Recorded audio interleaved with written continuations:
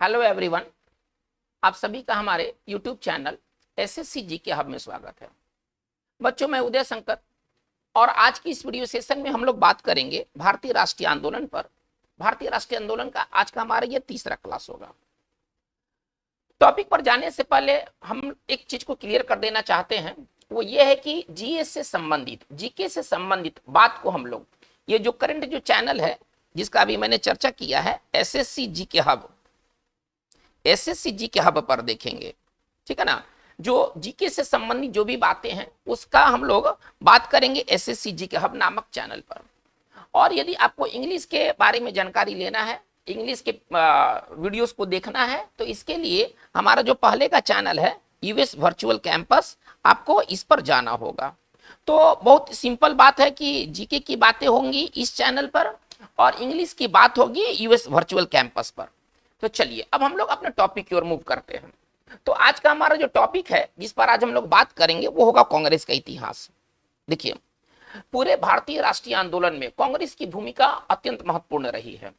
कांग्रेस एकमात्र राजनीतिक बॉडी था, राजनीतिक संगठन था जिसने कि देश को आजादी दिलाने में अपनी निर्णायक भूमिका अदा की। तो आज की इस वीडियो सेशन में हम लोग कांग्रेस के इतिहास के पर प्रकाश डालेंगे, देखेंगे, उसकी चर्चा करेंगे। कांग्रेस से जुड़ी हुई सवाल आपको प्रश्न पत्र में जरूर देखने को मिलेंगे। ठीक है ना। डायरेक्ट और इनडायरेक्ट वे में कांग्रेस से जुड़ी हुई बातें आपको प्रश्न पेपर में अक्सर आते रहते हैं। तो चलिए बिना टाइम गंवाए हम लोग इसके इतिहास को देखते हैं। सबसे पहले हम लोग देखते हैं कि इसका स्थापना किस वर्ष हुआ था। चलिए, तो सबसे पहले हम बात करते हैं कि कांग्रेस का जो स्थापना हुआ था, ठीक है ना, वो हुआ था 1885 ईस्वी में। चलिए, अच्छा, इसके संस्थापक जो थे वो ए ह्यूम थे। इसके जो संस्थापक जो थे वो एवो ह्यूम थे।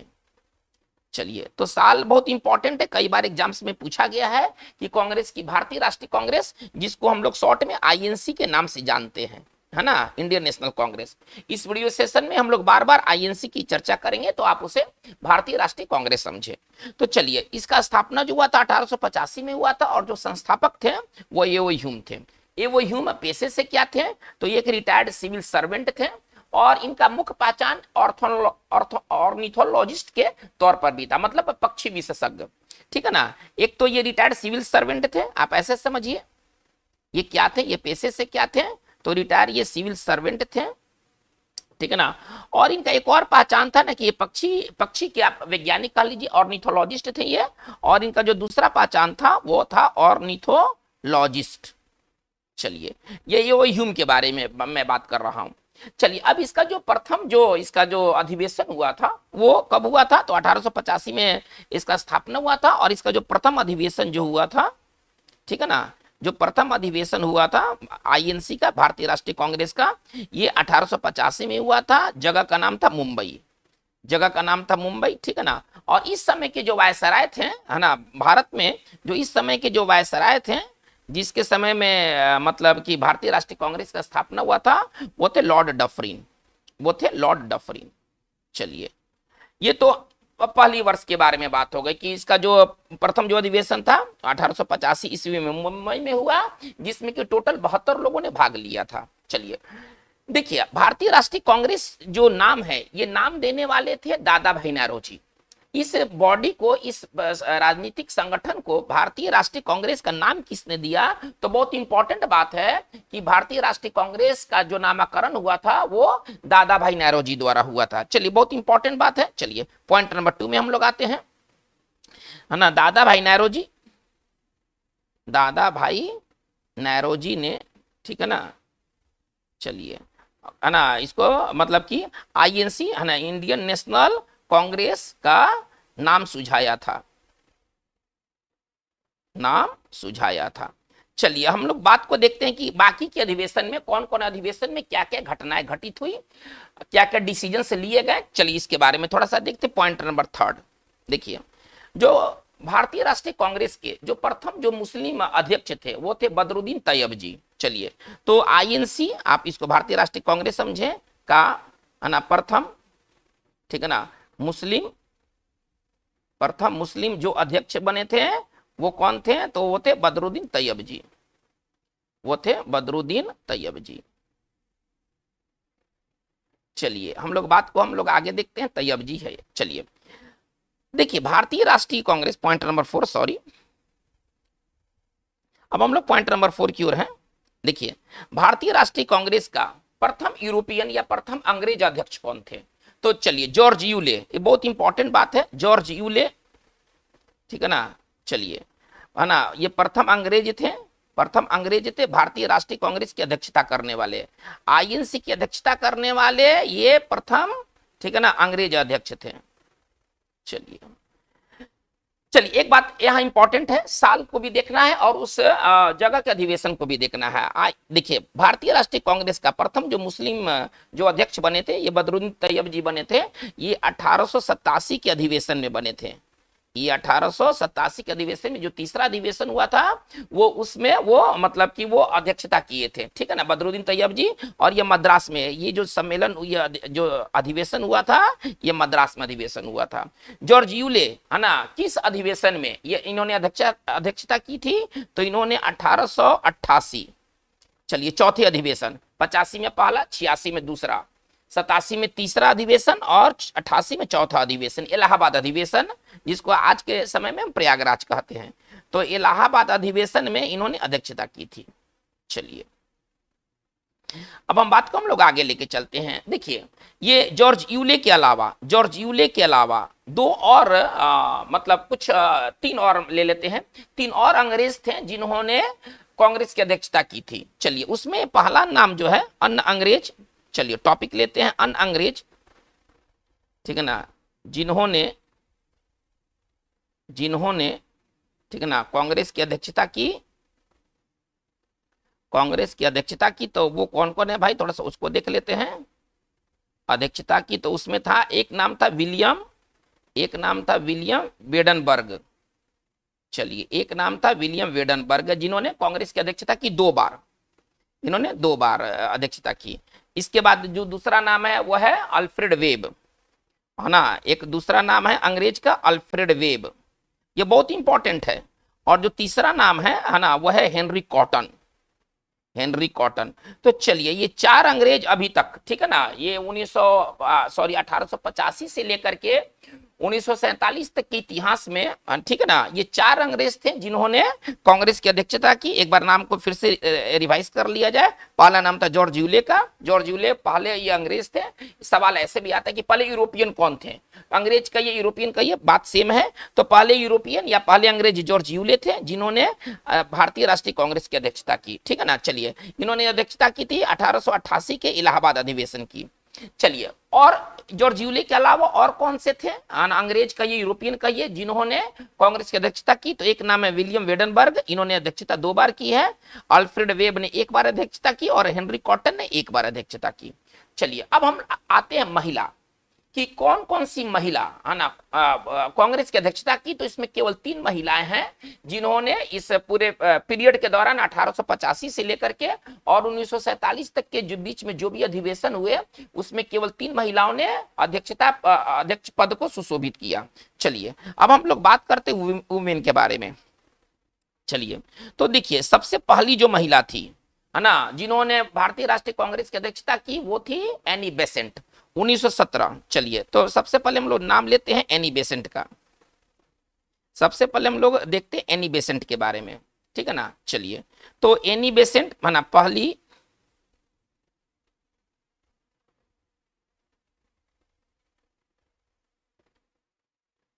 आईएनसी, इस तरह से होगा, आईएनसी की अध्यक्षता करने वाली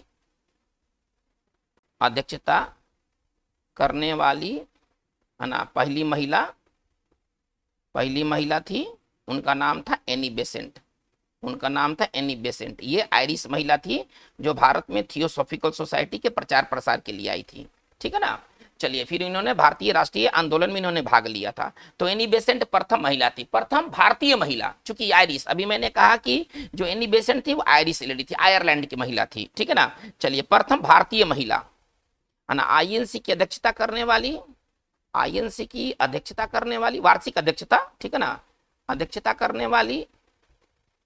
चलिए प्रथम भारतीय महिला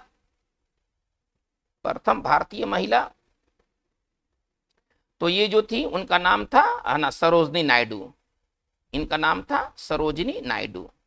ये 1925 के, ठीक है ना, ये 1925 के अधिवेशन में इन्होंने अध्यक्षता किया था। चलिए, सरोजनी नायडू। चलिए, इसके बाद एक और अन्य महिला है, ठीक है ना, नेली सेनगुप्ता, है ना, नेली सेनगुप्ता जो थी वो। चलिए, तो ये जो कहने का तात्पर्य है क्या कि देखिए 1933 के कोलकाता अधिवेशन, आप ऐसे समझिए 1933 के, है ना, कोलकाता अधिवेशन में, है ना, चलिए नेली सेनगुप्ता ने अध्यक्षता की थी। चलिए, तो 3 महिलाएं हैं भारतीय राष्ट्रीय कांग्रेस की अध्यक्षता करने वाली। सर्वप्रथम थी एनी बेसेंट। चलिए एक बार इसको फिर से देख लेते हैं, है ना। सर्वप्रथम जो महिला थी वो एनी बेसेंट थी, ठीक है ना। 1917 के कोलकाता अधिवेशन में इन्होंने अध्यक्षता की थी। चलिए, ये 1917 के कलकत्ता अधिवेशन, आप ऐसे समझें, कलकत्ता अधिवेशन की अध्यक्षता करने वाली महिला थी। चलिए, उसके बाद आते हैं कि कांग्रेस के आईएनसी की अध्यक्षता करने वाली प्रथम भारतीय महिला, चूंकि एनी बेसेंट जो थी ना वो आयरिश लेडी थी, वो भारतीय महिला नहीं थी। तो चलिए, कानपुर अधिवेशन 1925 के कानपुर अधिवेशन में इन्होंने अध्यक्षता किया था। चलिए, 1933 के कलकत्ता अधिवेशन में नेली सेनगुप्ता ने अध्यक्षता किया था। तो ये 3 लेडी हैं जिनका नाम कांग्रेस से जुड़ा हुआ है अध्यक्षता के लिए। चलिए, हम लोग आगे चलते, पॉइंट नंबर 9। चलिए, देखिए किस अधिवेशन में क्या क्या डिसीजन लिया गया, पहले हम ये समझते हैं। देखिए 1906 के, ठीक है ना, अधिवेशन में, आप ऐसा समझिए 1906 के अधिवेशन में क्या लिया गया था, तो स्वराज शब्द का प्रयोग किया गया, स्वराज शब्द का प्रयोग किया गया। चलिए, बहुत इंपॉर्टेंट बात है, ठीक है ना। 1906 के अधिवेशन में, ठीक है ना, कोलकाता अधिवेशन, है ना, ये जो अधिवेशन का जगह का भी नाम हमको दिमाग में रखना है, तो वो था कलकत्ता अधिवेशन, जिसमें स्वराज शब्द का प्रयोग किया गया। और पूर्ण स्वराज, एक बहुत इंपॉर्टेंट प्रश्न बनता है कि पूर्ण स्वराज की मांग किस कांग्रेस अधिवेशन में रखा गया था। तो चलिए, ये तो देखिए स्वराज शब्द का प्रयोग किया गया था 1906 के कलकत्ता अधिवेशन में, लेकिन है ना 1929 के, ठीक है ना, लाहौर अधिवेशन में, आप ऐसे समझिए 1929 के लाहौर अधिवेशन में पूर्ण स्वराज की मांग रखा गया था, ठीक है ना। पूर्ण स्वराज की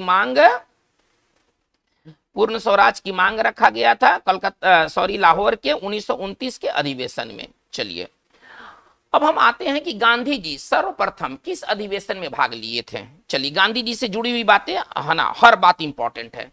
तो देखिए 1901 के कोलकाता अधिवेशन, 1901 के कलकत्ता अधिवेशन, ठीक है ना, में गांधी जी सर्वप्रथम कांग्रेस में भाग लिए थे, ठीक है ना। गांधी का जो फर्स्ट जो अटेंडेंस था, गांधी जी का जो फर्स्ट जो अपीयरेंस था, 1901 के कलकत्ता अधिवेशन में। महात्मा गांधी अपने पूरे जीवन काल में केवल एक बार कांग्रेस के अध्यक्ष बने थे, ये दिमाग में रखना है, बहुत इंपॉर्टेंट बात है। वो था 1924 के बेलगांव अधिवेशन।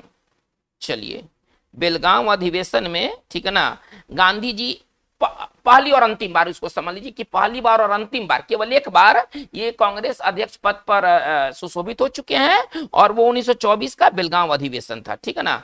तो ये गांधी जी अध्यक्ष बने थे, है ना, गांधी जी की अध्यक्षता हुई थी, है ना, 1924 के बेलगांव अधिवेशन में। चलिए, अब आते हैं पंडित नेहरू के बारे में। पंडित नेहरू जो थे वो 1912 के, थोड़ा सा समझा जाए, 1912 के बांकीपुर, पटना, ठीक है ना, बांकीपुर अधिवेशन में पहली बार शामिल हुए थे।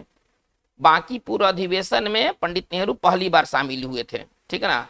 ये नेहरू जो है ना पहली बार शामिल हुए थे, है ना, 1912 के बांकीपुर अधिवेशन में। बात को हम लोग आगे लेके चलते हैं। चलिए, और पहली बार अध्यक्ष कब बने थे, तो 1929 के, जिसके बारे में भी चर्चा हुआ है, 1929 के लाहौर अधिवेशन में, ठीक है ना, 1929 के लाहौर अधिवेशन में, है ना, पंडित नेहरू पहली बार अध्यक्षता किए थे। तो नेहरू द्वारा अध्यक्षता पहली बार कब हुआ था, 1929 के लाहौर अधिवेशन में नेहरू की अध्यक्षता हुई थी।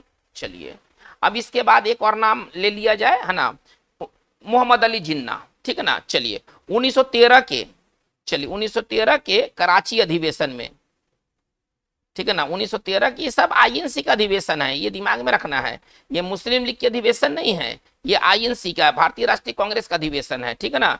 तो 1913 के कराची अधिवेशन में जिन्ना पहली बार भाग लिए थे, जिन्ना पहली बार भाग लिए थे। चलिए अब हम बात को हम लोग आगे लेके चलते हैं।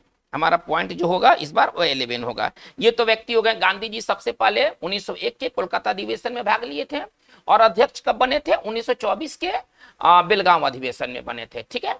नेहरू के बारे में हम लोगों ने क्या देखा है कि 1912 के बांकीपुर अधिवेशन में भाग लिए थे और पहली बार जो अध्यक्ष बने थे वो 1929 के लाहौर अधिवेशन में बने थे। मोहम्मद अली जिन्ना भारतीय राष्ट्रीय कांग्रेस के किस अधिवेशन में पहली बार भाग लिए थे? तो 1913 के कराची अधिवेशन में। चलिए पॉइंट नंबर हमारा 11 है। अब हम आगे देखते हैं। देखिए अब हमें यह देखना है कि जो मौलिक अधिकार, हमारे जो मौलिक अधिकार है इसकी मांग किस अधिवेशन में किया गया? तो 1931 के, ये बहुत इंपॉर्टेंट है, 1931 के, ठीक है ना। चलिए 1931 के अधिवेशन में ये मौलिक अधिकार की सबसे पहले मांग किया गया था। ठीक है ना। चलिए 1931 के अधिवेशन में सबसे पहले मौलिक अधिकार की मांग किया गया था और इस समय पटेल जो थे ना अध्यक्ष थे। हमारे मौलिक अधिकार की मांग 1931 के अधिवेशन में किया गया था। चलिए मौलिक अधिकार की मांग किस अधिवेशन में किया गया था? तो 1931 के अधिवेशन में किया गया था। ये सारी बातें बहुत इंपॉर्टेंट है।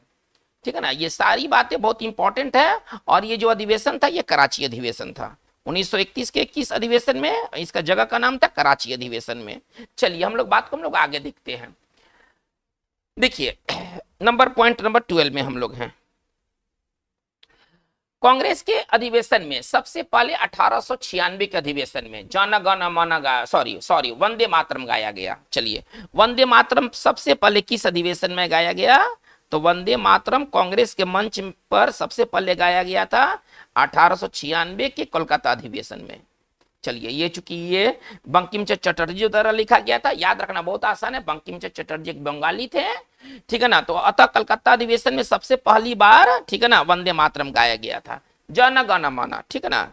चलिए जन गण मन सबसे पहले गाया गया था 1911 के कोलकाता अधिवेशन में। ये सब बातें हमें ध्यान में रखना है। ये दो बातें बहुत इंपॉर्टेंट है कि सबसे पहले वंदे मातरम का गायन हुआ था 1896 के कलकत्ता अधिवेशन में और जन गण मन का जो सबसे पहले गायन हुआ था वो 1911 के कलकत्ता अधिवेशन में। ये दोनों बातें कलकत्ता अधिवेशन से संबंधित है। चलिए हम लोग पॉइंट नंबर 13 में आते हैं।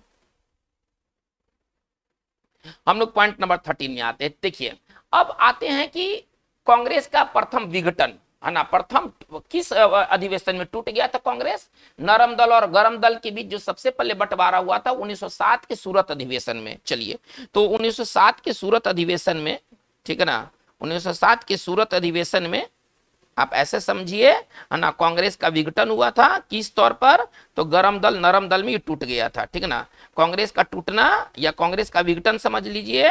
ये किस सम्मेलन में हुआ था? तो 1907 के वार्षिक अधिवेशन में कांग्रेस का ये विघटन हुआ था। अब फिर ये नरम दल गरम दल किस अधिवेशन में आकर मिल गए? तो 1916 के लखनऊ अधिवेशन में। चलिए लखनऊ अधिवेशन में फिर है ना कांग्रेस का मिलन हो गया। नरम दल और गरम दल मिल गए, नरम दल प्लस गरम दल मिल गए।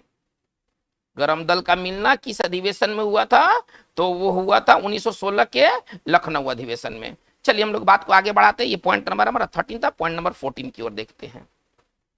देखिए 1939 के त्रिपुरी संकट आया था। उस समय हुआ था क्या कि सुभाष चंद्र बोस अध्यक्ष पद के लिए चुन लिए गए थे, लेकिन गांधी जी से उनका विवाद होने के कारण 1939 ईस्वी में त्रिपुरी कांग्रेस अधिवेशन से उन्होंने इस्तीफा दे दिया था और इसके बाद डॉक्टर राजेंद्र प्रसाद को अध्यक्ष बनाया गया। तो चलिए ये 1939 के त्रिपुरी अधिवेशन में या त्रिपुरी अधिवेशन के, ठीक है ना, चलिए अधिवेशन के अध्यक्ष पद से चलिए सुभाष चंद्र बोस ने रिजाइन दे दिया, इस्तीफा दे दिया। ये गांधी जी के विवाद के कारण, ठीक है ना। चलिए दे दिया। और किनको फिर अध्यक्ष बनाया गया? फिर अध्यक्ष बनाया गया था डॉक्टर राजेंद्र प्रसाद को, फिर है ना अध्यक्ष बनाया गया था। चलिए फिर डॉक्टर राजेंद्र प्रसाद अध्यक्ष बने थे। चलिए ये तो हो गया पॉइंट नंबर 14। आते हैं पॉइंट नंबर 15 की ओर।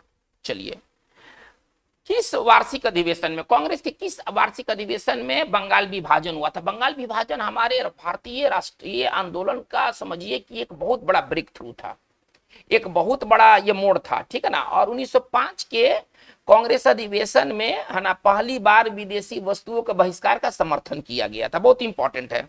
1905 के बनारस अधिवेशन, 1905 के बनारस अधिवेशन में आप ऐसे समझिए, 1905 के बनारस अधिवेशन में, ठीक है ना, चलिए क्या हुआ था ना, विदेशी वस्तुओं के बहिष्कार का समर्थन किया गया था, विदेशी वस्तुओं के, ठीक है ना, बायकाट, बहिष्कार का मतलब बायकाट है ना, बायकाट का समर्थन किया गया था। चलिए हम आते हैं, देखिए कांग्रेस का सबसे लंबे समय तक अध्यक्ष बने रहने वाले कौन थे? तो सबसे लंबे समय तक अध्यक्ष बने रहने वाले मौलाना अब्दुल कलाम आजाद थे, जो लगातार 6 वर्षों तक ये अध्यक्ष पद पर रहे। चलिए सर्वाधिक लंबे समय तक, एक बहुत इंपॉर्टेंट बात है, सर्वाधिक लंबे समय तक है ना अध्यक्ष पद पर कौन थे मौजूद? तो वो थे मौलाना अबुल कलाम आजाद, वो थे मौलाना अबुल कलाम आजाद। चलिए, और ये 6 वर्षों तक लगातार बने रहे थे।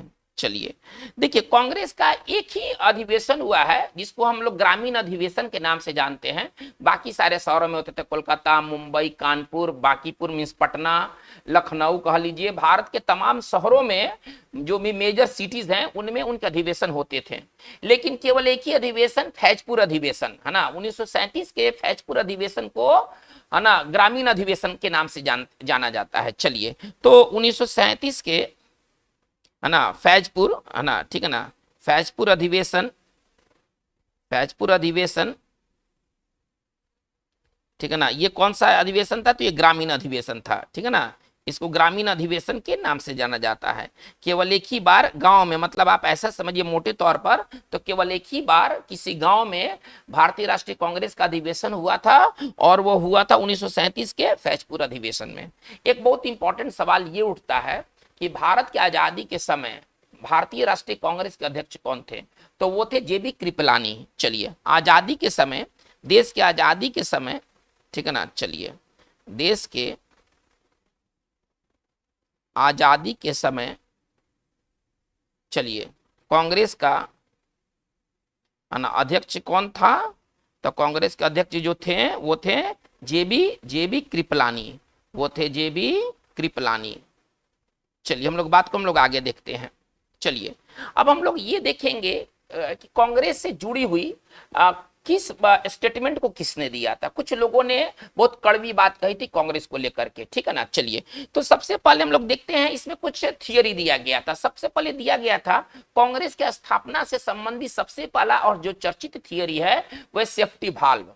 सेफ्टी भाल्व का जो थियरी दिया गया था ये लाला लाजपत राय द्वारा दिया गया था। बहुत इंपॉर्टेंट बात, सुपर इंपॉर्टेंट बात, इस वीडियो सेशन की बहुत इंपॉर्टेंट बात है। चलिए पॉइंट नंबर 19 में हम लोग हैं, सेफ्टी भाल्व थियरी, ठीक है ना, सेफ्टी भाल्व थियरी है ना, सुरक्षा कवच आप इसको समझिए, सेफ्टी भाल्व थियरी, इसको इंग्लिश में आपको पढ़ना है। और इसको देने वाले कौन थे? तो लाला लाजपत राय थे, लाला लाजपत राय थे, जिन्होंने सेफ्टी भाल्व थियरी दिया था कांग्रेस के स्थापना से संबंधित। चलिए किसने ये कहा था कि कांग्रेस जो है वो डफरीन का दिमागी उपज है, ब्रेन चाइल्ड ऑफ डफरीन, और वो थे लाला लाजपत राय। ये भी कॉन्सेप्ट देने वाले कि कांग्रेस जो थे वो डफरीन का दिमागी उपज है, ये भी देने वाले लाला लाजपत राय थे। ये भी बहुत इंपॉर्टेंट ये बात है। चलिए तो कांग्रेस, चलिए ठीक है ना, डफरीन का दिमागी उपज है, डफरीन का दिमागी मतलब ब्रेन चाइल्ड आप इसको कहिए, ठीक है ना, दिमागी उपज है, ये भी कॉन्सेप्ट किसने दिया था? तो ये भी दिया था लाला लाजपत राय ने। चलिए तड़ित चालक है ना, तड़ित चालक, तड़ित चालक का कॉन्सेप्ट किसने दिया था? तो गोपाल कृष्ण गोखले। इस कॉन्सेप्ट को देने वाले जो थे वो गोपाल कृष्ण गोखले थे। इस कॉन्सेप्ट को जो देने वाले थे वो गोपाल कृष्ण गोखले थे। तो चलिए, कांग्रेस से जुड़ी हुई 3 कॉन्सेप्ट है, उसके कांग्रेस का स्थापना का क्या पर्पस था। तो सबसे पहले पर्पस बताया गया सेफ्टी वाल्व थियरी, इसको देने वाले थे लाला लाजपत राय। दूसरा कॉन्सेप्ट था कि कांग्रेस डफरिन का दिमागी उपज है, इस कॉन्सेप्ट को देने वाले भी लाला लाजपत राय थे। इन्होंने अपनी किताब अनहैप्पी इंडिया में ये बात कही थी। चलिए, इन्होंने ये बात कही थी, उनका बहुत एक फेमस किताब का नाम है, ये पिछले वीडियोस में हम लोग देख चुके हैं, अनहैप्पी इंडिया। और एक और उनका किताब का नाम था पंजाबी। इन दोनों किताबों में इस चीज का उन्होंने जिक्र किया था कि जो कांग्रेस है, इसका जो गठन किया गया है अंग्रेजी साम्राज्य के बचाव के लिए, अंग्रेजी जो इंपायर जो भारत में खड़ा था इसके बचाव के लिए कांग्रेस का गठन किया था अंग्रेजों ने, ठीक है ना। चलिए, एक बात यहां पर देखिए, बहुत इंपॉर्टेंट बात है, शुरुआती में हम लोग आते हैं, सबसे शुरू में आते हैं। देखिए, सबसे पहले इसका स्थापना एक अंग्रेज ने किया था, ये तो समझ लेना चाहिए, और ये भी डफरिन के समय में हुआ था।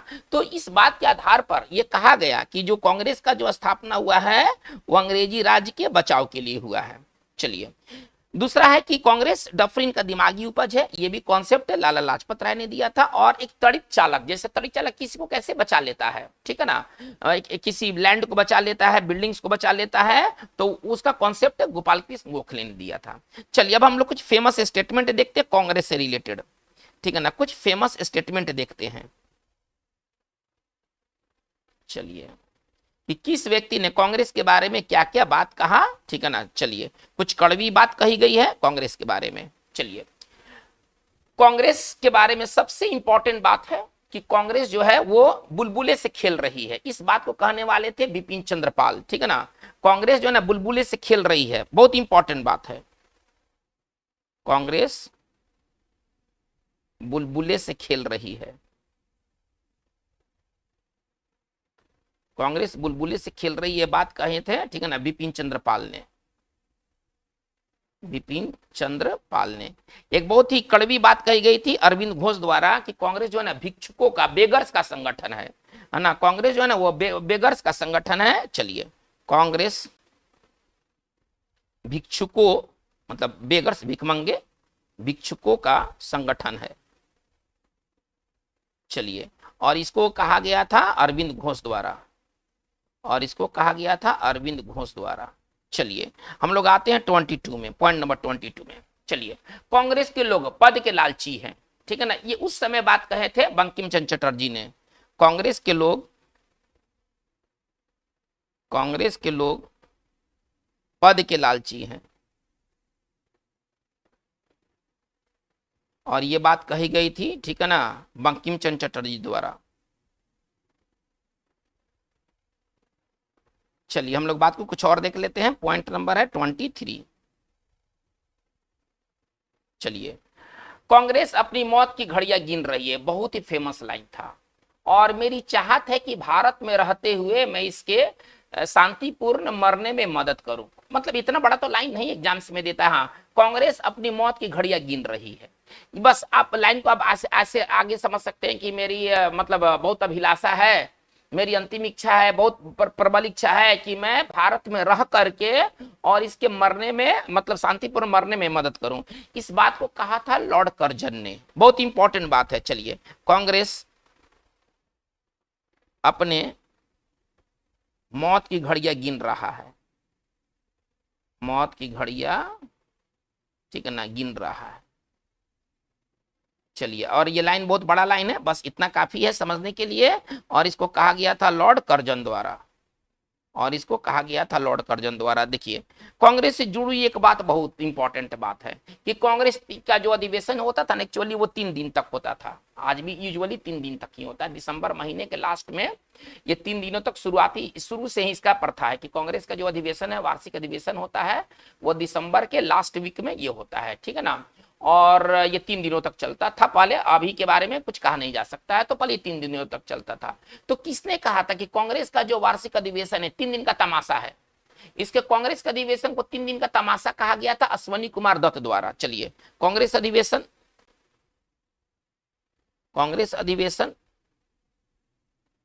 चलिए, 3 दिन का तमाशा है, 3 दिन का तमाशा है, ठीक है ना, और इसको कहा गया था अश्वनी कुमार दत्त द्वारा। अश्वनी कुमार दत्त द्वारा। चलिए, तो ये कांग्रेस के ये इतिहास के बारे में इतनी सी बातें हुई। तो बच्चों आज का हमारा ये वीडियो सेशन में बात इतना ही। इस पूरे वीडियो सेशन में हम लोगों ने कांग्रेस से जुड़ी हुई महत्वपूर्ण चीजों को देखा है, जो कि एग्जामिनेशन दृष्टिकोण से काफी इंपॉर्टेंट है। लेकिन ये आपका ये जो भारतीय राष्ट्रीय आंदोलन का ये सीरीज जारी रहेगा। अगर आप इस चैनल पर नए हैं और आप इस चैनल को सब्सक्राइब नहीं किया है तो आप काइंडली इसे कर ले। आप इस वीडियो को लाइक करें, अपने लोगों तक जिसको आप जानते हैं उस तक आप शेयर करें। जैसे आप बेनिफिट हो रहे हैं वैसे वो भी बेनिफिट हो सके। तो आज की बात बस इतना ही। Thank you very much.